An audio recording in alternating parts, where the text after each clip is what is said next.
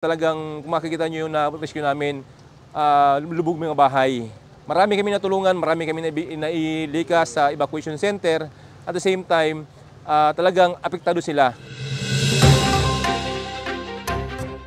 Matinding pagbaha ang idinulot sa Metro Manila at kalapit na lalawigan ng Rizal nang manalasa ang bagyong Enteng na sinabayan pa ng habagat Lunes ng umaga.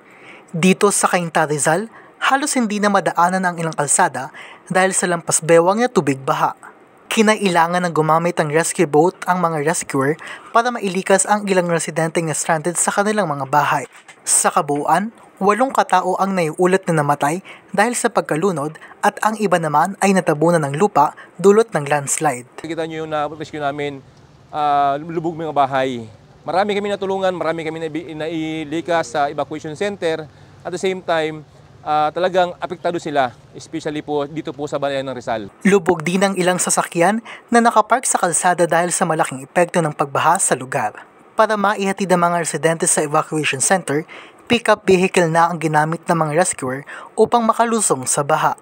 Ilang lugar ang binaha sa Cainta gaya ng Vista Verde, Karangalan, Green Park at Bagong Sibol. May mga rescue po kami, mga maintenance dyan sa loob.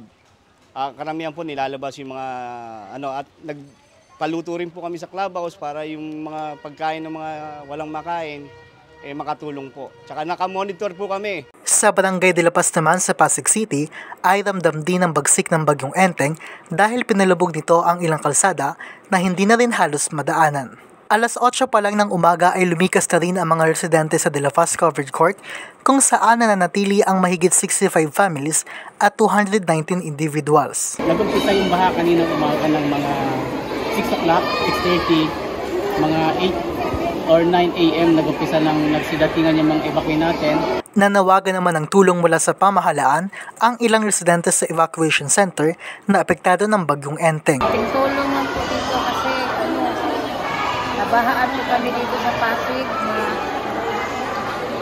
kahit lang natulong sa amin kasi kanina pa kami dito umaga wala pang wala pang pagkain at saka yung kailangan namin na Samantala, lumikas din ang higit 16 na pamilya at 50 residente ng Barangay Manggahan na apektado ng pagbaha, bunsod pa rin ng bagyong Enteng. Simula ngayong araw September 3, mula alas 6 ng umaga hanggang alas 12 ng madaling araw, ay pansamantalang bubuksan na sa publiko ang F. Manalo Bridge sa Barangay Manggahan kung saan papayagan ng makadaan ang mga tricycle, motorsiklo, bisikleta, e-bikes, e-trikes, at mga pedestrian. Mark Arellano nag-uulat para sa Bravo News Nationwide.